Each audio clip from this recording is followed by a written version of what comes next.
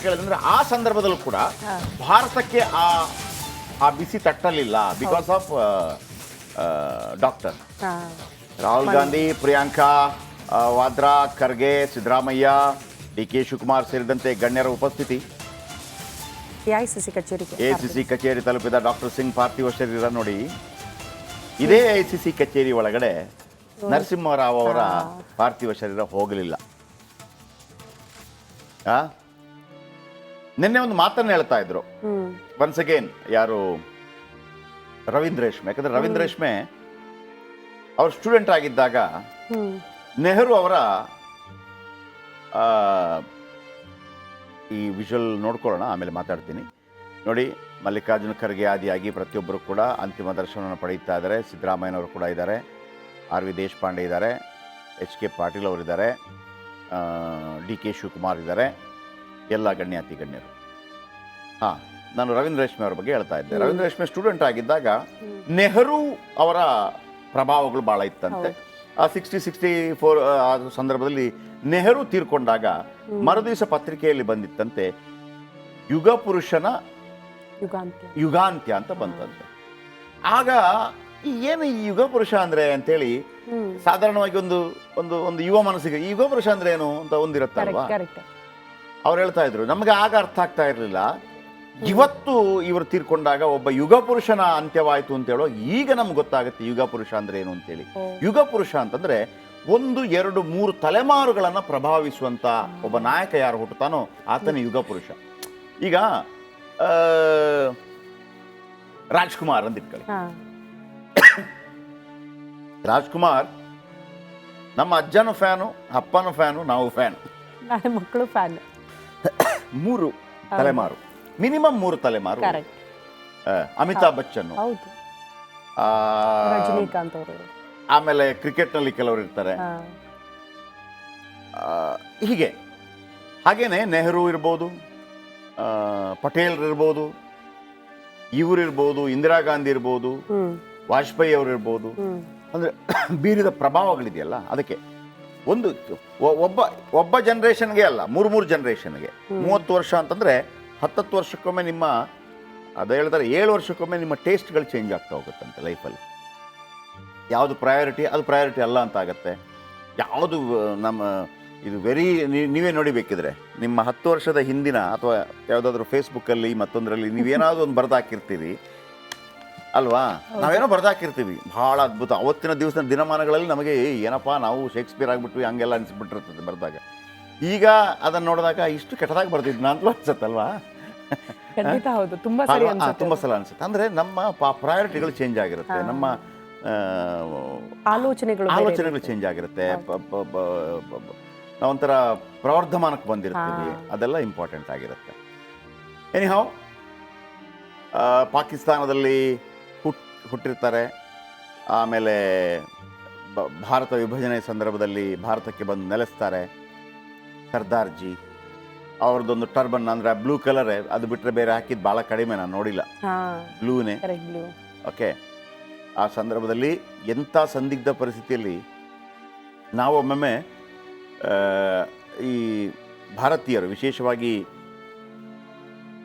ಭಾರತೀಯ ಧರ್ಮ ಅಂತಂದರೆ ಎಸ್ಪೆಷಲಿ ಹಿಂದೂ ಧರ್ಮದಲ್ಲಿ ನಮಗೆ ಒಂದೊಂದು ನಂಬಿಕೆ, ಶ್ರೀಕೃಷ್ಣನ ಒಂದು ಮಾತನ್ನು ನಾವು ನಂಬ್ತಾ ಇರ್ತೀವಿ. ಯಾಕೆಂದರೆ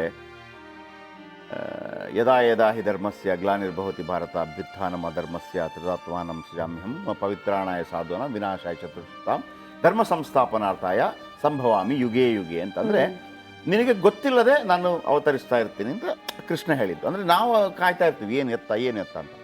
ನೋಡಿ, 1984 ಇಂದಿರಾ ಗಾಂಧಿ ಅವರು ತೀರ್ಕೊಳ್ಳದೇ ಇದ್ದಿದ್ರೆ ಮುಂದಿನ ಒಂದು 15 ವರ್ಷಗಳ ಕಾಲ ಅವರೇ ಬಹುಶಃ ಪ್ರಧಾನಿಯಾಗಿ ಇರ್ತಾ ಇದ್ರು.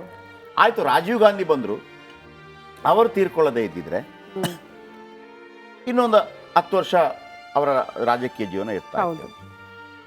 ಸಡನ್ ಆಗಿ PV ನರಸಿಂಹರಾವ್ ಅವರು ರಿಟೈರ್ಮೆಂಟ್ ತಗೊಂಡು, PV ನರಸಿಂಹರಾವ್ ಅವರು ಇನ್ನು ಹೋಗಿ ಅಂತ ಹೇಳಿ ಆಂಧ್ರ ಪ್ರದೇಶಕ್ಕೆ ಬಂದು ಸೆಟ್ಲ್ ಆಗಬೇಕು ಅಂತ ಹೇಳಿದಾಗ ಶ್ರೀಪೆರಂಬದೂರಿನಲ್ಲಿ ರಾಜೀವ್ ಗಾಂಧಿ ಅವರ ಹತ್ಯೆ ಆಗತ್ತೆ. ರಾಜೀವ್ ಗಾಂಧಿ ಅವರ ಹತ್ಯೆ ಆದಾಗ ಯಾರೂ ದಿಕ್ಕು ತೋಚದೆ ಇದ್ದಾಗ ನರಸಿಂಹರಾವ್ ಅವರನ್ನು ಕರೆದುಬಿಟ್ಟು ಅವರನ್ನು ಪ್ರಧಾನಿ ಮಾಡಲಾಗುತ್ತೆ. ಪ್ರಧಾನಿ ಮಾಡಿದ ನಂತರ ಅವರು ಡಾಕ್ಟರ್ ಸಿಂಗ್ ಅವರನ್ನು ಕರೆದು, ಅವರು ಕೂಡ ರಿಟೈರ್ಮೆಂಟ್ ಲೈಫಲ್ಲಿ ಇರ್ತಾರೆ, ಅವರನ್ನ ಕರೆದು ವಿತ್ತ ಸಚಿವರನ್ನಾಗಿ ಮಾಡ್ತಾರೆ. ನಮ್ಮ ಬಳಿ ದುಡ್ಡೇ ಇರೋದಿಲ್ಲ, ಬಂಗಾರ ಅಡವಿಡ್ತೀವಿ. ಯಾಕೆ ನಾವು ಬಂಗಾರ ಅಡವಿಟ್ಟು ಇಂಡಸ್ಟ್ರಿ ಕಟ್ತಾ ಇರ್ತೀವಿ? ಇಂಡಸ್ಟ್ರಿ ಕಟ್ಟೋದು ನಿಜ, ನಮ್ಮ ಹತ್ರ ವರ್ಲ್ಡ್ ಬ್ಯಾಂಕ್ಗಳೆಲ್ಲ ಕೇಳುತ್ತೆ, ವಾಪಸ್ ಹೆಂಗಪ್ಪ ಕಟ್ತೀರಿ? ಆಗ ಅವರಿಗೆ ಸಲಹೆಗಳು ಬರುತ್ತೆ. ನೀವು ಇಂಡಸ್ಟ್ರಿ ಕಟ್ಟಬೇಕು ಅಂತಂದರೆ ಇಂಡಸ್ಟ್ರಿ ಕಟ್ಟೋದಕ್ಕೆ ನೀವು WTO ವರ್ಲ್ಡ್ ಟ್ರೇಡ್ ಆರ್ಗನೈಸೇಷನ್ ಜೊತೆ ಒಂದು ಸಂಬಂಧ ಮಾಡ್ಕೊಳ್ಳಿ, ಅವ್ರು ಬಂದು ಮಾಡಲಿ. ಕರೆಕ್ಟ್. ಆಗ ತೆರೆದು ಅದು ಹೆಂಗಾಯ್ತು ಅಂತಂದರೆ, ಈ ನಲ್ಲಿಯಲ್ಲಿ ಒಂದೊಂದು ಡ್ರಾಪ್ ನೀರು ಬರ್ತಾ ಇರುತ್ತೆ ಅಂತ ಇಟ್ಕೊಳ್ಳಿ. ಆ ನಲ್ಲಿ ಕಿತ್ತೋಗ್ಬಿಟ್ರೆ ಹೆಂಗ್ ಬರುತ್ತೆ ಹೇಳಿ? ಫುಲ್ ಫೋರ್ಸ್ ಅಲ್ಲಿ ಆ ತರ ಬಂಡವಾಳ ಹರಿದು ಬಂತು ಭಾರತಕ್ಕೆ. ಆಗ್ಲೇನಾ ಭಾರತದ ಆರ್ಥಿಕತೆ ಮೇಲಕ್ಕೆ ಹೋಗಿ ಮೇಲಕ್ಕೆ ಆಗ್ಲೇ ಶುರುವಾಗಿದ್ದು ಆರ್ಥಿಕತೆ ಮೇಲಕ್ಕೆ ಹೋಗೋದಕ್ಕೆ ಕಾರಣವಾಗಿದ್ದೇ ಅದು. ಆಮೇಲೆ ಅದು ನೋಡಿ, ನಾನು ಹೇಳಿದ್ನಲ್ಲ 94-95 ಆ ಟೈಮಲ್ಲಿ ಆಗಿದ್ದು. ಅದರ ನಿಜವಾದ ಶಕ್ತಿ ಕಾಣಲಿಕ್ಕೆ ಶುರುವಾಗಿದ್ದು 10 ವರ್ಷದ ನಂತರ. ನಿಮಗೆ 2005 ತನಕ ಯಾರ ಬಳಿ ಕೂಡ ದೊಡ್ಡ ದುಡ್ಡುಗಳು ಅಂತ ಇರಲಿಲ್ಲ, ಹೂಡಿಕೆ ಮಾಡಕ್ಕಾಗ್ಲಿ. ಬೆಂಗಳೂರಲ್ಲಿ ಇದ್ದವರೆಲ್ಲ ಈಗ ನೋಡಿ, ಒಂದು IT ಸೆಕ್ಟರ್ ಬಂತ, ಹೌದು, ಇಲ್ಲೊಬ್ಬ ಎಂಕಣ್ಣ ಸೀನಣ್ಣ ಅಂತ 1 ಎಕರೆ 2 ಎಕರೆ ಇಟ್ಕೊಂಡು ಮಲಗಿದ್ದ, ಅದಕ್ಕೂ ಬೆಲೆ ಬಂತು. ಮಲಗಿದ್ದವ. ಅದಕ್ಕೆ 1 ಎಕರೆಗೆ ಎಷ್ಟಪ್ಪ ಅಂತಂದ್ರೆ ಒಂದು 10 ಲಕ್ಷ ಅಂತ ಹೇಳ್ತಾ ಇದ್ರು. FC ಡ್ಯಾನ್ಸ್ ಮಾಡೋ ಲೆವೆಲ್. ಇಲ್ಲಿ ಅವನ ಪಕ್ಕದಲ್ಲಿ ಅಲ್ಲಿ ಎಕ್ಸೆಂಚರ್ ಮತ್ತೊಂದು ಬಂತು. ಅವ ರಾತ್ರಿ ಮಲಗಿದ್ದ, ಎಕರೆಗೆ 10 ಲಕ್ಷ ಅಂತೇಳಿ, ಬೆಳಿಗ್ಗೆ ಎದ್ದು ನೋಡ್ತಾನೆ 10 ಕೋಟಿ ಕುಬೇರ. ಹಂಗೆ ಅಂದ್ರೆ ನಿಮಗೆ ಆ ಸಂದರ್ಭದಲ್ಲಿ ಡಾಕ್ಟರ್ ಮನಮೋಹನ್ ಸಿಂಗ್ ಏನಾಯ್ತು, ಅವ್ರಿಗೊಂದು ಐಡಿಯಾ ಬಂತು. ಈಗ ನಾವು IT ಸೆಕ್ಟರ್ ಇದೆಲ್ಲ ತಂದಾಗ ಅಲ್ಲಿ ಎಲ್ಲ ವಿದ್ಯಾವಂತರು ಬೇಕಾಗತ್ತೆ. ಹೌದು, ಇದು ಮೊದಲಿಂದ ಇರುವಂತ ಒಂದು ಇದು ಬಡವ ಮತ್ತು ಶ್ರೀಮಂತ ದೊಡ್ಡ ಗ್ಯಾಪ್ ಆಗತ್ತೆ ಅನ್ನುವಂಥದ್ದು.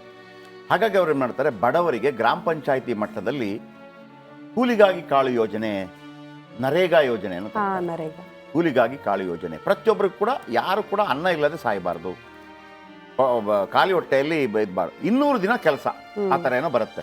ಅದು 2004 ಅವರನ್ನು ಮತ್ತೊಮ್ಮೆ ಅಧಿಕಾರಕ್ಕೆ ತರೋದು ನರೇಗಾ ಯೋಜನೆ. ಅದನ್ನು ನೆಕ್ಸ್ಟ್ ಮನ್ರೇಗಾ ಮಾಡ್ತಾರೆ, ಮಹಾತ್ಮ ಗಾಂಧಿ ಹೆಸರಿಗೆ ಅನುಗುಣವಾಗಿ ಮಾಡ್ತಾರೆ. ಅದೊಂದು ಮಾಡಿದಂಥದ್ದು. ಆಮೇಲೆ ಅನೇಕ ಇಂಥ ಸುಧಾರಣಾ ಕ್ರಮಗಳನ್ನು ತರ್ತಾರೆ. ಆಮೇಲೆ ಅಲ್ಲಿ ಎಲ್ಲೂ ಕೂಡ ಅವರು ಅದನ್ನೇ ಹೇಳಿದ್ದು. ಕೆಲವೊಮ್ಮೆ ನಮಗೆ ಅರ್ಥ ಆಗೋದಿಲ್ಲ, ಅವ್ರೇನು ಮಾಡ್ತಾರೆ ಅನ್ನೋದು ಅರ್ಥ ಆಗಿರೋದಿಲ್ಲ.